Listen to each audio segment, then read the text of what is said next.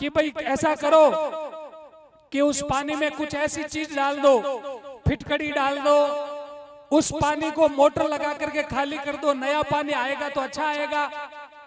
बहुत सारे प्रयास किए। एक बार कहा, फिर गांव वाले आए कि अभी तक भी बदबू आ रही है। दूसरी बार और किसी चीज का कहा, फिर वो वापस आए कि अभी तक बदबू गई नहीं है। तीसरी बार फिर कहा, फिर वापस आए कि अभी तक भी बदबू गई नहीं है। संत भगवान ने कहा कि भाई क्या बात है, मैं खुद जाकर के देखूंगा कि क्या हुआ। जब वो महात्मा गए, उन्होंने जाकर के देखा कि वो तीनों कुत्ते जो पानी में डूब के मरे, वो अंदर ऐसे कैसे पड़े। तो संत भगवान ने कहा कि भाई बदबू तब जाएगी जब इस गंदगी को बाहर फेंकोगे, तब जाएगी, ऐसे नहीं जाएगी। तो ऐसे लोगों को भी ठीक करने की आवश्यकता है, समय पे करेंगे। इस बात का भी आप ध्यान कान खोल करके सुन लेना। हम लोग क्यों आते हैं भाई, क्या आवश्यकता है? आप सब लोग बैठे हो ना, आपके और आपके आने वाली पीढ़ियों के लिए मंच संघर्ष कर रहा है, इनको आवश्यकता नहीं है। लाल जी के तो लाखों करोड़ों रुपए की प्रॉपर्टी पड़ी है, इनको लड़ने की आवश्यकता नहीं है। इसे तपती हुई धूप में बैठने की आवश्यकता नहीं है। विरोध कीजिए, लेकिन विरोध का भी एक दायरा रखिए। विरोध कीजिए, मैं नहीं कहता हूं, जो गलत कर रहा है समाज में उसका खुल करके विरोध कीजिए। समाज का हर एक व्यक्ति आपके साथ खड़ा होगा, लेकिन बिना कोई वजह, बिना कोई आपके पास में कोई अधिकार के, उसके बाद में भी आप अच्छे लोगों को गिराने का प्रयास करोगे तो उल्टा आप ही नीचे गिरोगे, उस व्यक्ति को कोई फर्क नहीं पड़ेगा। और जितने लोग यहां बैठे, मैं निवेदन करूंगा पशुपालक टीम से भी, डीएनटी वर्ग के सभी कार्यकर्ताओं से भी, सोशल मीडिया पर कोई कुछ भी लिखे, लेकिन सोशल मीडिया पर ज्यादा प्रचार प्रसार करना बंद करो। प्रचार उसका करो जिस उद्देश्य को, जिस लक्ष्य को लेकर के हम चले, उस लक्ष्य की ओर आगे बढ़ो। जैसा लाल जी ने कहा है, फालतू में इन लोगों को जवाब देने के लिए अपना समय बर्बाद मत करो। अपना समय, वो जो उनके लिए बर्बाद कर रहे हो, वो समय अपने इस काम के लिए लगाओ, अपनी शक्ति को उस ओर लगाओ, ताकि आने वाले समय में काम आएगी। बहुत सारे लोग मिलते हैं, हर जगह मिलते हैं। ऐसा नहीं है कि आप जो जिस परिसर में रहते हो वहीं लोग मिलते हैं। लंबे समय से गुलामी के कालखंड के बाद से भी इन नसों के अंदर जो भारी ठोस तरीके से जो गुलामी भरी हुई थी ना, ऐसे ऐसे कई लोग आए चले गए, अब आए हैं वर्तमान में, थोड़ी ठीक हुई है, लेकिन उन नसों में आज भी वो कमजोरी भरी हुई है। वो निकलेगी कब? लंबी लड़ाई लड़नी पड़ेगी, तब जाकर के निकलेगी। आप सब लोग मेरे सामने बैठे हो ना, मेरा इशारा समझ लेना। समय आने पर आप यदि अपनी शक्ति को नहीं पहचान पाए तो किसी कोने में पड़े रहोगे, कोई पूछने वाला नहीं है। आप इतने लोग बैठे हो ना यहाँ, इतने लोग बैठे हो, मान लो आपके बीच में कोई सरप आ गया या आपके बीच में ऐसा कोई जंगली जानवर आ गया, तो यहाँ बैठे रहोगे? उठ करके भाग जाओगे। क्यों? क्योंकि वो शक्ति से भरा हुआ व्यक्ति, समाज का वो पशु है, वो शक्ति आप पर इस्तेमाल करेगा, आपको ढेर कर देगा। और कोई कमजोर व्यक्ति आएगा तो आप उसका खड़े होकर के सम्मान भी नहीं कर पाओगे। शक्ति की ही पूजा है इस संसार में। शक्ति जिसने दिखाई है उसकी पूजा हुई है। शक्तिहीन निर्बल को कोई नहीं पूजता है। इसलिए मैं निवेदन करूंगा, ये जितने भी प्रतिनिधि यहाँ मंच पर बैठे, जितने लोग यहाँ मंच पर बैठे, तुम्हें डरने की आवश्यकता नहीं है। घर में बैठे रहोगे तो कोई किसी का विरोध नहीं करेगा। घर में चुपचाप बैठे रहोगे तो आपके खिलाफ में एक भी शब्द कोई नहीं लिखेगा। लेकिन घर से निकलोगे, समाज का सोचोगे और ऐसे कार्य करते हुए आगे बढ़ोगे तो हजार लोग मार्ग में कांटे डालेंगे, पत्थर डालेंगे, आपको सहन करना पड़ेगा। और यदि सहन नहीं कर सकते हो तो अभी भी समय है, जाकर के बैठ जाओ, कोई आवश्यकता नहीं है। तुम्हें भीतर से मजबूत होना पड़ेगा, भीतर से कठोर होना पड़ेगा। अर्जुन ने कई बार हथियार नीचे डाल दिए थे। भगवान कृष्ण ने कहा था कि अर्जुन क्या कर रहे हो? अर्जुन ने कहा मैं हार चुका हूं, मैं नहीं लड़ सकता इन लोगों से। ये जो सामने दिख रहे हैं ना, ये सारे के सारे लोग मेरे परिवार के लोग हैं। भगवान कृष्ण ने अर्जुन को कहा था, अरे अर्जुन, यदि आज तूने हथियार नीचे गिरा दिए तो आने वाला इतिहास कहेगा कि अर्जुन डर गया, अर्जुन कायर था। हथियार उठा, तेरे सामने तेरे परिवार के लोग खड़े हैं, लेकिन वो धर्म के पक्ष में नहीं है, वो अनीति के पक्ष में खड़े हैं। तू तीर उठा करके उनका सामना कर, उनकी मृत्यु भी हो गई तो तेरी जय जयकार होगी, तुझे इतिहास कभी कायर और कमजोर नहीं कहेगा। इसलिए मैं आपसे निवेदन कर रहा हूं, कोई क्या कह रहा है, कोई क्या लिख रहा है, अरे हम जैसे सन्यासियों को लोग नहीं छोड़ते। हमारे बारे में कितना लिखते हैं भाई, जहां बैठते हैं वहां हमारी बात होती है। आज मैं यहाँ आया हूं तो भी 4 दिन ये बात चलेगी कि बाबूजी देखो बटका आवश्यकता है बाबूजी ने जब नहीं, तो हम जैसे लोगों को नहीं छोड़ते तो आप कौन से खेत की मूली हो भाई। भीतर से मजबूत रहो, भीतर से यदि टूट गए, लोगों की बातों में यदि आपके अंदर के शक्ति को आपने कमजोर कर दी तो ये जितने लोग आपसे अपेक्षा लगाए हुए बैठे हैं ये कमजोर हो जाएंगे, ये शक्तिहीन हो जाएंगे। इसलिए इनकी शक्ति आप सब लोग हो। आपके भीतर के विल पावर को इतना मजबूत करना है कि दुनिया की कोई भी शक्ति आकर के सामने खड़ी हो जाए, उसको भी बिखेरने का सामर्थ्य आप रखो। ऐसा मैं आप सबसे निवेदन करने के लिए आया हूं। बहुत सारी चुनौतियां आएंगी, बहुत सारे संकट आएंगे, मुझे पता है। कई बार अपने और अपनों के लिए जुबान को बंद भी करना पड़ता है। हमें लगता है कि हमारे बोलने से किसी व्यक्ति का नुकसान हो जाएगा, हमारे बोलने से समाज में कोई विद्रोह हो जाएगा। अरे हमें भी बोलना आता है। हम रोजाना ऐसे कई उदाहरण सुनते हैं कि बाबूजी उसने वो कह दिया, बाबूजी उसने वो लिख दिया। अरे हमारे अंदर भी बोलने की शक्ति है, हमारे भी इन भुजाओं में बल है, मगर मर्यादाएं रखते हैं कि समाज में शांति बनी रहे, समाज अपनी शक्ति के साथ में खड़ा रहे। समाज के जो संस्कार पूर्वजों ने हमें दिए हैं वो संस्कार इतने मजबूत हो कि ये दुनिया गौरव करे कि उस समाज की शक्ति को कोई पहचान नहीं पाया। इसलिए मैं आप सभी से निवेदन कर रहा हूं, दूसरों के भरोसे तुम्हारी जिंदा दिली कभी कम मजबूत नहीं रहने वाली है। आपका व्यक्ति जब शक्तिवान होकर के आगे बढ़ेगा तो ये ताकत आप सब लोगों में भर पाएगा। कुछ लोग सोचते होंगे कि मैं कुछ बोलूंगा तो मेरा नुकसान हो जाएगा।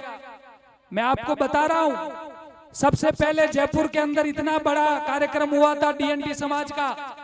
मुझे बहुत लोगों ने मना किया कि बाबूजी आपने चुनाव लड़ा है, आप वहां मत जाइए, पार्टी के लोग आपको आंख में लेंगे। मैंने कहा ये पार्टियां बाद में है, पहले इन वंचित लोगों के लिए लड़ना मेरा अधिकार है। मैं वहां गया और मुझे पता है कि मैं उस मंच से नीचे उतरा तब तक मेरे वो सारे दरवाजे बंद थे जो मेरे लिए हमेशा खुले रहते थे। मैं आपको बता रहा हूं, लेकिन फिर भी मैं नहीं डरा, आज तक भी नहीं डरा।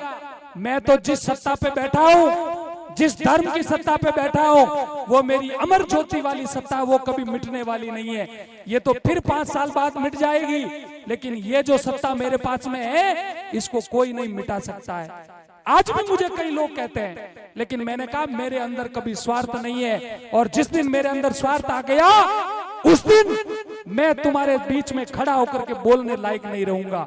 इसलिए इन स्वार्थों को छोड़ दीजिए। और आपके पास में ऐसे कौन से, किसी ने आपको मंत्री बना दिया भाई, किसी ने आपको विधायक बना दिया, किसी ने आपको सांसद बना दिया। अरे वो सियार के पट्टे लेकर के घूम रहे हो, कुछ भी नहीं है तुम्हारे पास में। जाकर के सचिवालय के सामने खड़े होते हो, चपरासी भी धक्का देता है और पैरवी करते हो कि मैं तो पार्टी से बंधा हुआ हूं। इन पार्टियों की गुलामी छोड़िए, जब बात आए तब आकर के खड़े हो जाइए। ये एक समाज की बात नहीं है, इसमें 32-52 जातियां हैं, और वो सब जातियां जो लंबे अरसों के बाद में इस तपती हुई धूप के अंदर वन जंगलों की ठोकरें खा करके अपने परिवारों को, अपने बच्चों को जीवन का निर्वाह करवाने के लिए अपने जीवन को समाप्त करने वाली ये कौमें मेरे सामने बैठी है। और आज जब कोई शिक्षित व्यक्ति आकर के कोई उनको जगाने का काम करता है तो आपके दिल में दर्द होता है। और वो क्यों होता है? क्योंकि आज तक आप जितनी समाजें मेरे सामने बैठी हो, मेरे जैसा कोई ठेकेदार आया, उसने कहा कि भाई देवासियों के वोट तो मेरी इस जेब में, कालबेलियों के वोट तो मेरी इस जेब में, और भी कोई वंचित समाज के वोट मेरी इस जेब में। अब उनको लग रहा है कि हमारी जेबें खाली हो गई, तब उनको दर्द हो रहा है, तब उनको दर्द हो रहा है। इसलिए सजग हो जाना, अपनी शक्ति को पहचान लेना, और अब नहीं जग पाए तो फिर तुम्हें जगाने कोई लाल सिंह नहीं आएगा, फिर जगाने कोई नहीं आएगा। बार बार यही काम है क्या? लोग आते रहेंगे, तुम समझ नहीं पाओगे, वो बेचारे अपना काम करके चले जाएंगे, आप लोग उसी जगह पर बैठे रहोगे। अब जग जाओ। 21वीं सदी में आप सब लोगों को ये पहचान करनी पड़ेगी, कौन आपका है, कौन पराया है। इसको आज भी नहीं समझ पाए तो फिर कभी समझ नहीं पाओगे, ध्यान रखना। और तुम जो अपना अधिकार मांग रहे हो, ये जो वंचित समाज है, ये जो डीएनटी समुदाय अपना अधिकार मांग रही है ना, ये कोई भीख नहीं मांग रही है। सदियों तक सत्ता में आपको बिठा करके एसियों के कमरे सौंपे इस डीएनटी समुदाय ने। ये अपना हक मांग रही है। जिसने अपने अंगूठे को दबा करके आपकी सत्ताएं खड़ी की, आज वो यदि आपसे कुछ मांग रही है तो वो आरोपी हो गए, वो जेलों में डालने के लिए खड़े हो गए। आज ये जेल भरो आंदोलन क्यों लिखा गया? आपको दिया, खूब दिया, झोली भर भर के दिया, और जब मांगने की बारी आई तो उनको उठा उठा करके जेलों में डालने लग गए। क्यों भाई? ये दोहरी नीति नहीं है। अब ये सब समझ चुके हैं, अब सब जग चुके हैं। आप भी एक संकल्प लेकर के जाइएगा कि मैं अपने जीवन में ये संकल्प लूंगा, ब्यावर की पावन भूमि से। मैंने तो लाल जी को जयपुर में पहले दिन ही कहा था, ये लाल जी बैठे पूछ लो, उसी दिन मैंने कहा था ये ऐसे नहीं सुनेंगे।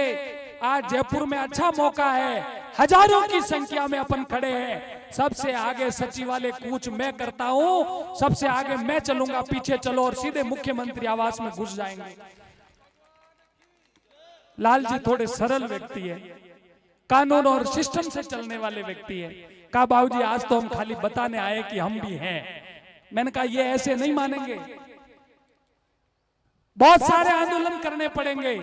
आज ही घुस जाओ, आर पार की लड़ाई हो जाएगी, और अंतिम में जाकर भी वहीं घुसना पड़ेगा 1 जुलाई को, तब जाकर के लड़ाई आर पार की होगी। ऐसे कौन सुनेगा भाई? कोई नहीं सुनेगा। 1 जुलाई जो तय की है, अब मैं लाल जी से भी निवेदन करूंगा, 1 जुलाई युद्ध की अंतिम तारीख होगी, उसके बाद निर्णय लेकर के उठेंगे, बार बार आंदोलन नहीं करेंगे, निर्णय लेकर के उठेंगे। 1 तारीख को, 1 जुलाई को जयपुर के अंदर जो महापड़ाव रखा गया है, जो तय किया गया है, बड़ी से बड़ी संख्या में आप सबको आना है। और भले ही जिनकी छातियां फौलादों की बनी हुई है, जिस सीने के अंदर गोली भी पार होगी, जो सीना ये समझे कि मैं समाज के लिए गोली खाने के लिए भी तैयार हूं, वो जयपुर आए। वो जयपुर आना, पीठ दिखा करके जयपुर से वापस नहीं आना है। छाती करेंगे सामने, यदि छाती में गोली भी लग जाए फिर भी लड़ेंगे, फिर भी लड़ेंगे, मगर जयपुर से नहीं आएंगे। ऐसा लक्ष्य लेकर के जयपुर आना है 1 जुलाई को, और अधिक से अधिक संख्या में लेकर के आना है।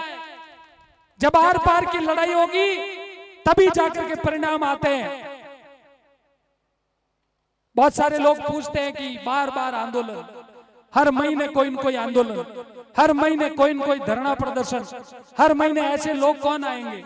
ऐसे लोग टूट जाएंगे, ऐसे लोग नहीं समझेंगे और ये आंदोलन देख देख करके लोग थक जाएंगे, फिर आपके आंदोलन में कोई लोग आएंगे नहीं, संख्या कम हो जाएगी। मैंने कहा जिसका जमीर जिंदा होगा और जो समाज की चिंता करेगा वो एक बार नहीं 100 बार भी आएगा, और जो स्वार्थी टट्टू होकर के बैठा रहेगा कि मैं जाऊं नेताजी के साथ में, मेरी फोटो एक बार नेताजी खींच करके अपनी आईडी पे डाल दे, बस मुझे उतना ही चाहिए, समाज गया भाड़ में।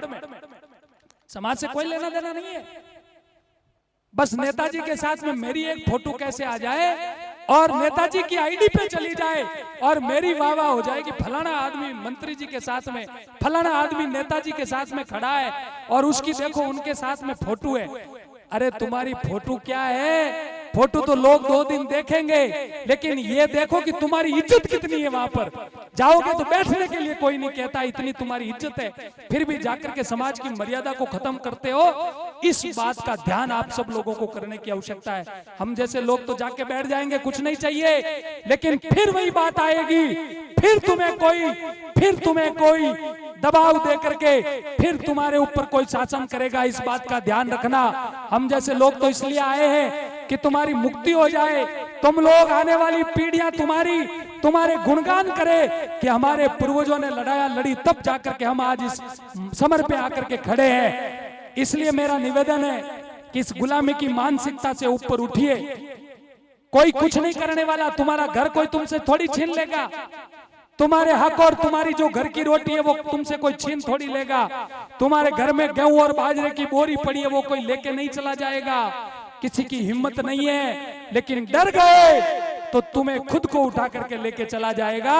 और यदि शक्तिशाली रहे, मजबूत रहे, तो किसी की मजाल नहीं है, चाहे वो सत्ता में बैठा है, चाहे भले ही वो किसी सत्ता के बाहर हो, तुम्हारे ऊपर आंख उठाकर भी नहीं देख पाएगा।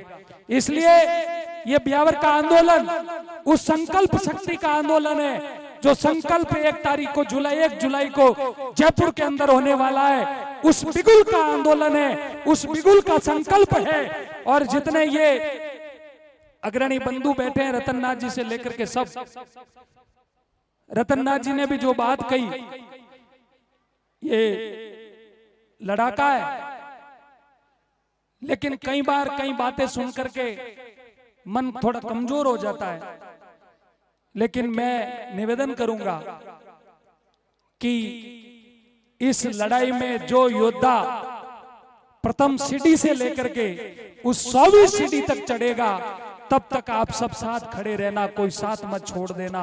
और मैं आपसे निवेदन कर रहा हूं सभी से, कोई भी मन में ये बात मत ले आना कि मान लो इसमें सफल हो गए तो हमें कहीं पीछे रख दिया जाएगा, हमें कहीं कोने में ले जाकर के पटक दिया जाएगा।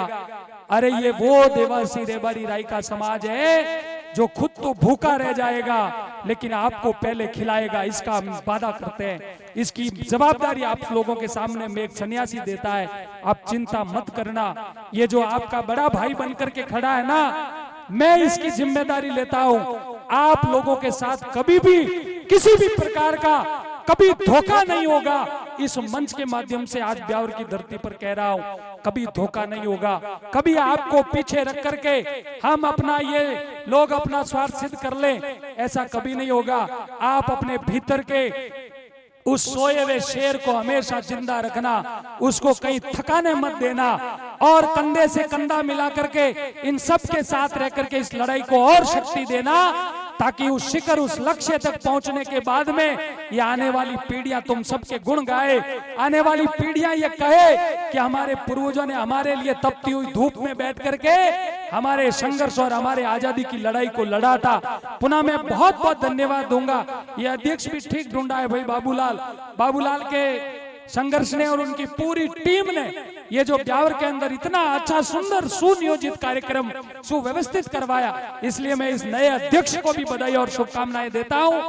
आप लोग इसी नई ऊर्जा के साथ में आगे बढ़ो और इन सब कार्यकर्ताओं को लेकर के एक अच्छी टीम बना करके आप सब लोग इन वंचित वर्गों के लिए लड़े। आपको परमात्मा श्रीनाथ जी शक्ति दे। परमात्मा के चरणों में आप सबके लिए प्रार्थना करूंगा, आप सबका इतना मंगल हो और आप सबको इतनी शक्ति दे कि आप इस लक्ष्य की ओर आगे बढ़ते हुए एक नई ऊर्जा के साथ में आगे बढ़ो और लक्ष्य में आप सफल हो जाओ। ऐसा निवेदन कर मैं मेरी वाणी को विराम दूंगा। बोलिए सतगुरु देव की, गुरु गोरक्षनाथ जी महाराज की, भारत माता की, भारत माता की, भारत माता की, सत्य सनातन धर्म की, सत्य सनातन धर्म की।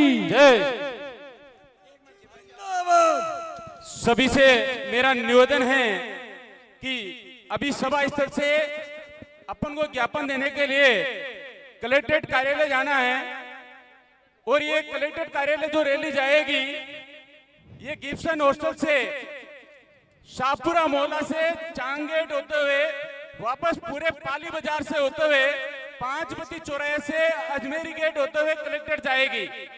रूट यही रहेगा और समस्त नौजवानों से मेरी निवेदन है कि हेलो हेलो हेलो, ये जो मातृशक्ति है ना, मातृशक्ति से मेरा हाथ जोड़ के निवेदन है, यहाँ से आप अपने अपने गाड़ी वाहन के पास मत जाना।